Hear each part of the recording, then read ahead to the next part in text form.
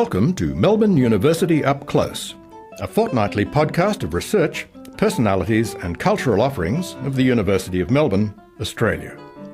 Up Close is available on the web at upclose.unimelb.edu.au. That's upclose.unimelb.edu.au. Hello and welcome to Up Close from the University of Melbourne, Australia. I'm Jackie Angus.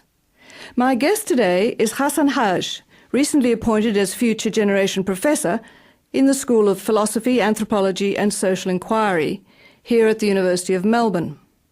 One of Professor Hage's goals in his new appointment has been to promote a more innovative spirit among academics to increase interdisciplinary collaboration in any one area of research. This interconnectedness of ideas and social issues indicates the breadth of Professor Hage's own intellectual interests and publications. These have variously addressed social theory in relation to racism, ethnicity and citizenship, migration and multiculturalism, national identity in a globalizing world, and the generation of hope during times of rapid social change. Welcome to Up Close, Professor Hage. Thank you.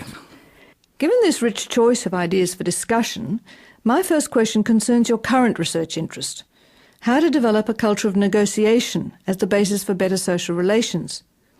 How does this differ from other models of interaction, such as simply recognizing difference among people, that exemplifies most models of multiculturalism? Well, I think we can start from a very simple observation, and that is that recognition, or the verb to recognize, always involves a recognizer and a recognized, while to negotiate does not involve a negotiator and a negotiated. It involves another negotiator. And this means that any negotiation involves recognizing the person you are dealing with or the group you are dealing with as a subject, not as an object. And I think this is quite important because this has been increasingly the limit of the paradigm of recognition on which multiculturalism has been based.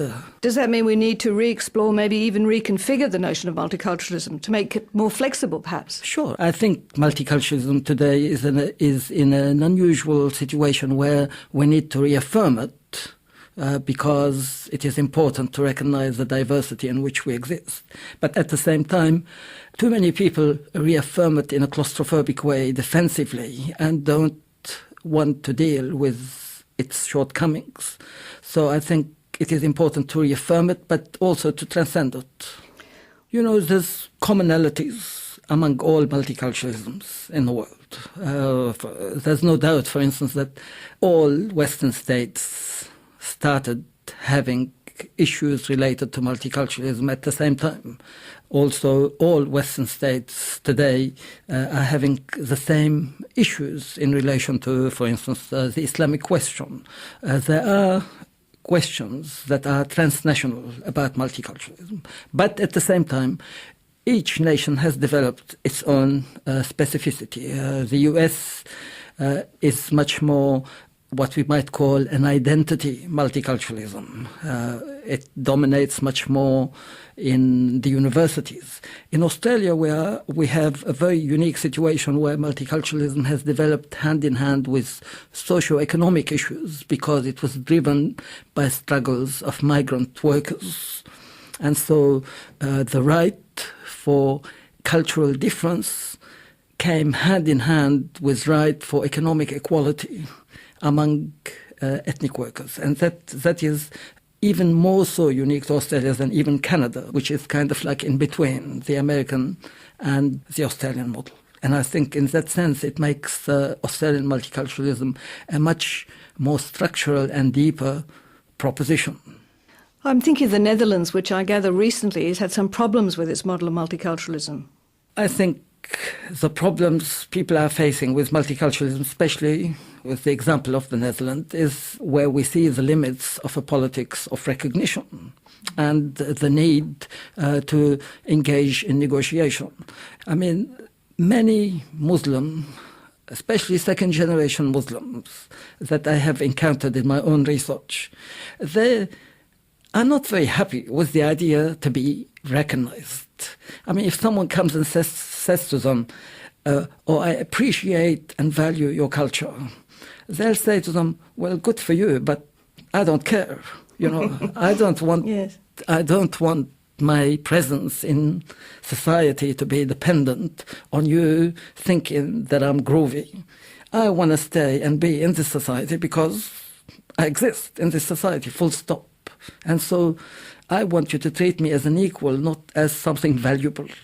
I'd rather you treat me as valueless, but as equal and let's debate it rather than think of me as some kind of jewel, but also as an object." So in this situation, where does negotiation come in, and how would you actually implement the model of negotiation? Well, I'm an academic, so I don't pretend to have all the practical answers. All I'm saying is that the disposition towards negotiation might involve something which answers two important shortcomings that exist in multiculturalism today.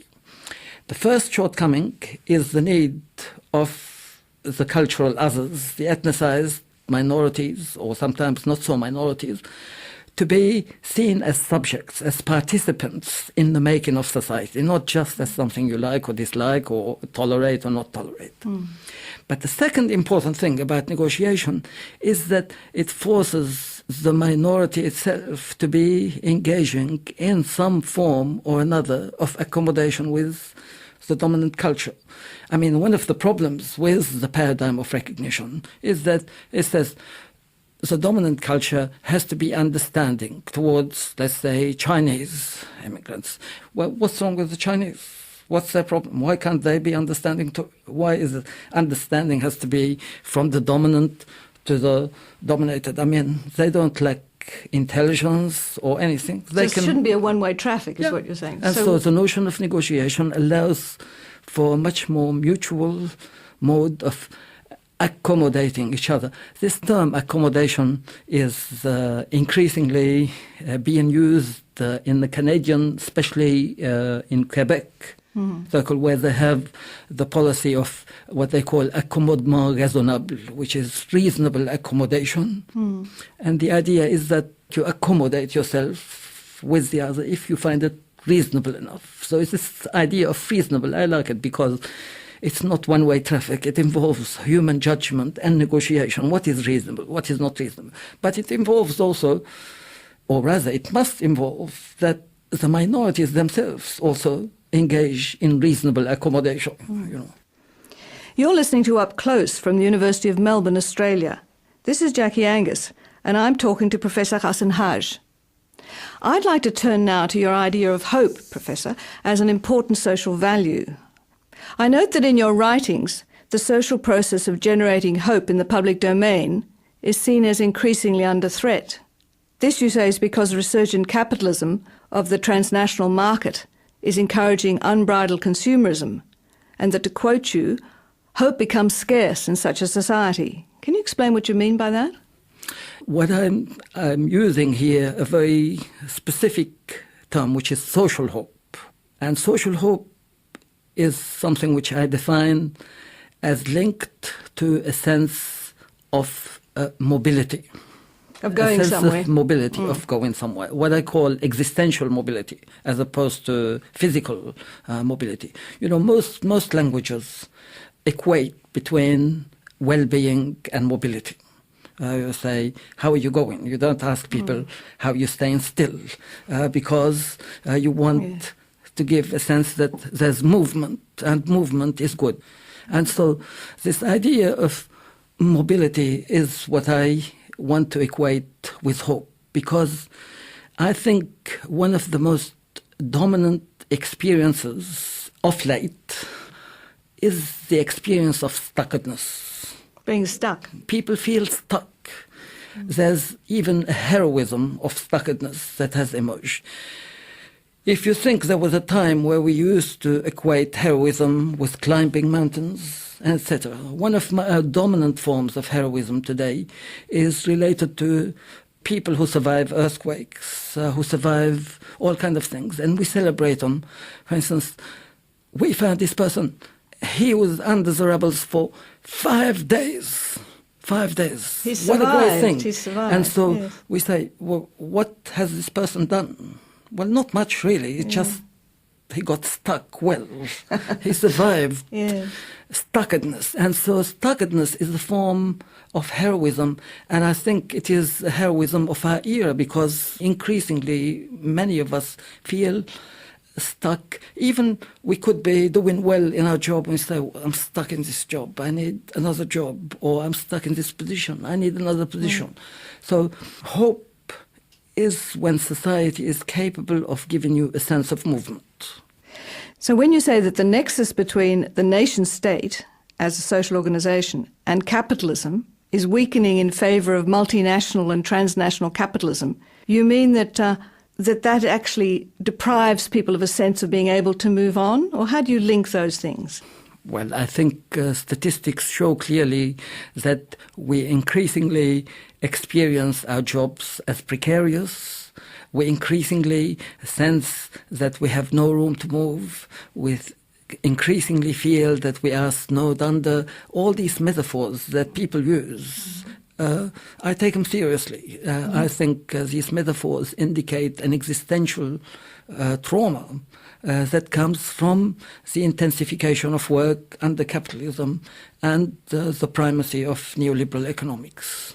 Well, you say that transnationalism now is, in a sense, threatening the nation state, and that the nation state was in some way able to encourage social hope, albeit perhaps differentially, not necessarily equally. So that the situation, because we've got a global situation and global economics, this makes people feel more confused, more fragmented, or simply it's impractical for the nation state to operate in the same way? I think the nation state is no longer capable of operating in the same way because the nation states on the whole exist as an ideological formation rather than as a structural formation. What I mean by this is that there was a time where you could speak of nation states as built on a solid national economy. Today, the notion of a national economy is increasingly brittle. Before, if people sort of just had a job, they felt they were part of the nation state. No one had to say to them, believe you are part of Australia, or believe you are part of Belgium, or believe you are part of this or that state. Just the mere fact of having a job, maybe belonging to a union, etc. Now you can be in a job but think that doesn't give me any national belonging. That's why we see increasingly the state wants to interfere in the production of nationalist ideologies, because these nationalist ideologies have become much more important in securing the adherence of citizens to the nation state. But if we've got a global situation, surely the transnationalism of, multinationals and the whole economic aspect of global economics means that it's a different ballgame altogether, isn't it? I mean, where do you get your sense of identity from? As you're saying, you mightn't get it from your job, but there are also other factors, and there's an alternative desire for communities and communications that are different, isn't there? There's also a nostalgic desire for safety. How do we deal with all these issues together in the pot? I feel that it is important to remember that words, ideas, they don't have the same weight across history and across nations. I'll give you a pretty graphic example. For 1 year, in 2004, I was a visiting professor at the American University of Beirut, and I got to meet the Syrian dissident journalist who used to regularly go to jail in Syria for writing what was considered as subversive material. And he was in Beirut, and Beirut you have a kind of laissez-faire in writing by default, because no one can afford basically to be a dictator in Beirut, so you have democracy by default, kind of. And you can say whatever you want. And so I was part of this conversation, and this man asked the Syrian writer, he said, you must enjoy the fact that you're now in Beirut and you can write whatever you want without people harassing you. He said, yeah, freedom of speech is very nice, but I have to say I miss being in Syria, because when I used to write something in Syria and they used to arrest me, they used to make me feel that my words were very important. Here, Yes. I write something, and everyone said, well, you can say whatever you like. But it actually meant that nobody thought that my words were important. So freedom of speech can involve a notion of freedom, which is like market notion of free because it's valueless, it's available. Words sort of like circulate. And so the weight of words differs from one society to another. And I think we are moving in the West now increasingly to a situation where words are becoming far more important than they used to be. This is why we have culture wars. I mean, academics like me used to have a kind of like free space to say whatever we like. It was as if the people in power had vacated the cultural domain for us. They didn't care. Okay, go on, say whatever you like. We don't care because we hold power. But now we have culture war. Now they say, no, we care about what you're saying. And we why want is to that? fight you. Well, that's what I'm saying. Because The weight of words. what is being said has acquired a far greater importance, not the actual content. The words themselves, the role of ideology, all of these are increasingly becoming important to secure the adhesion of citizens to the state in the absence of this structural thing which used to be the economy. If we can return to national identity for a moment. As you note, the assertion of national identity and nationalism itself can become defensive, even paranoid.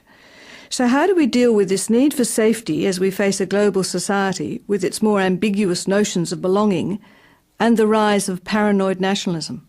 Well, I think it is quite important for identities to be experienced as a space of safety. The notion of safety is quite liberating.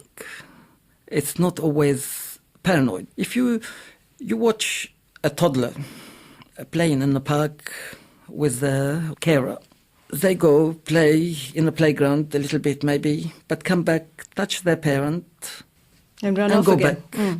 And actually you will find inevitably the parents will cuddle them for a bit too long and you find them gesticulating, saying, leave me, I just came to get a little cuddle, I don't want you to suffocate me, I just want to go back and play, I don't want to stay here in this embrace. And I that's think, the identity. And this is identity. Identity is not something that we want to sit in and let it suffocate us. It's something we just like to touch, to know it's there for us. And the purpose of a secure identity is to allow us to move on in the world.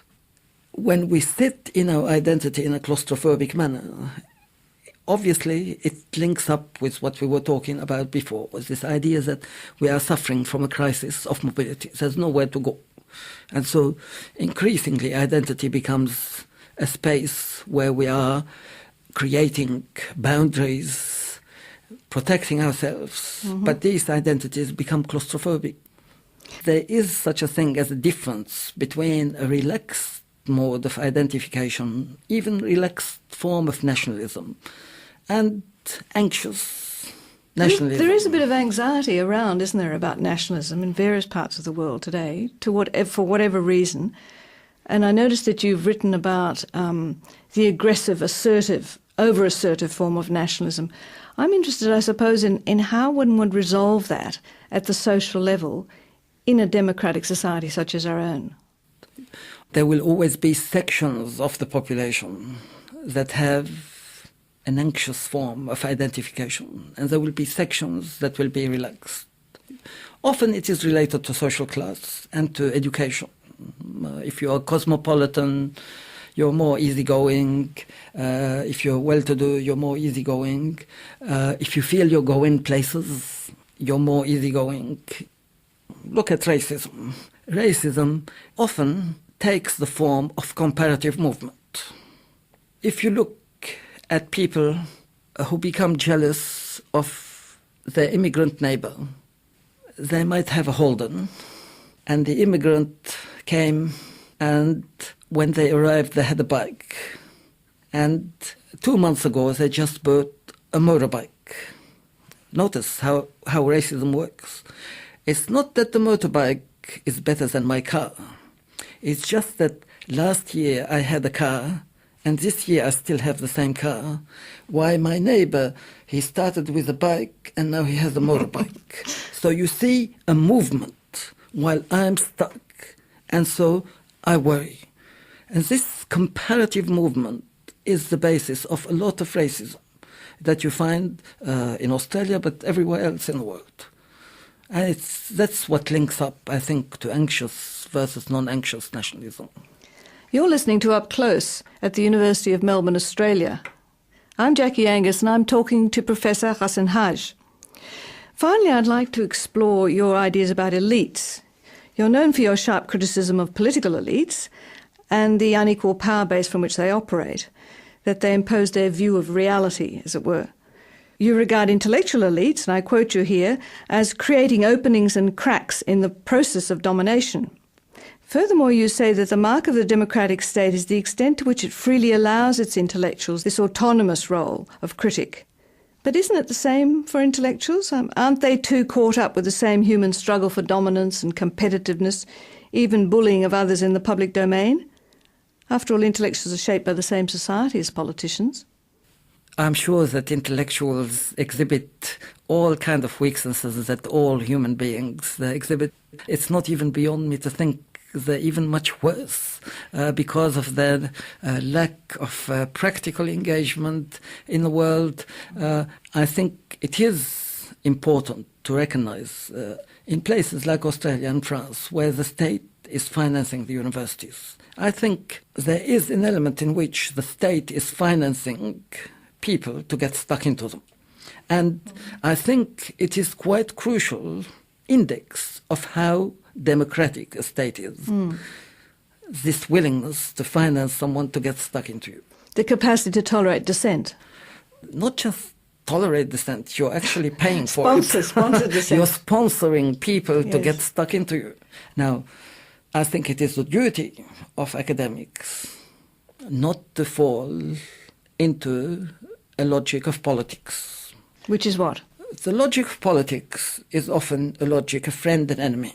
If you want to do politics, you have to stop at one stage and say, this is where I stand. If you're not with me, you're against me. I have to take decisions. Politics is about decision-making. Now, academics have this luxury of not having to take decisions. So they have, I would argue, the ethical duty to not let anyone stand and take a position comfortably.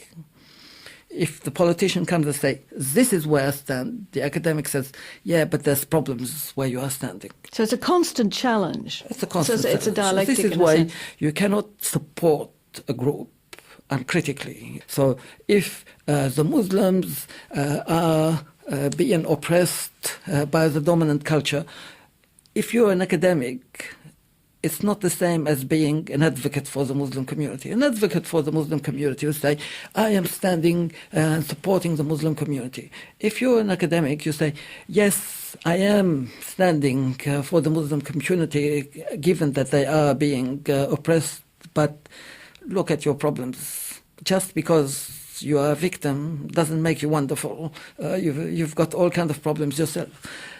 It's impossible to stop critical questioning. That's why I think it's a different ethic, and it is being a pain, really. It's a professional being a pain in the butt for people. So intellectuals are shaped by the same society as the politicians. So what should we expect of a public intellectual, even in a political situation? I think we need to expect a highly ethical person. I think we need to expect someone who doesn't get seduced by public talking and therefore assume the role of expert on everything. Someone who is willing to give back the power of expertise, and that you should back up your views by hard labor rather than by easy presentation. Well, on that positive note, Professor Hage, thank you very much for being on Up Close today. Thank you for having me. Relevant links, a full transcript and more information on this episode can be found at our website at upclose.unimelb.edu.au. We also invite you to leave your comments or feedback on this or any other episode of Up Close. Simply click on the Add Comment link at the bottom of the episode page. Melbourne University Up Close is brought to you by the Marketing and Communications Division in association with Asia Institute at the University of Melbourne, Australia. Our producers for this episode were Kelvin Parham, Eric Van Bemmel, and myself, Jackie Angus. Audio recording by Craig MacArthur. Theme music provided by Sergio Ercole. Melbourne University Up Close is created by Eric Van Bemmel and Kelvin Parham. I'm Jackie Angus. Until next time, thank you for joining us on Up Close. Goodbye. You've been listening to Melbourne University Up Close, a fortnightly podcast of research, personalities and cultural offerings of the University of Melbourne, Australia. Up Close is available on the web at upclose.unimelb.edu.au. That's upclose.unimelb.edu.au. Copyright 2008, University of Melbourne.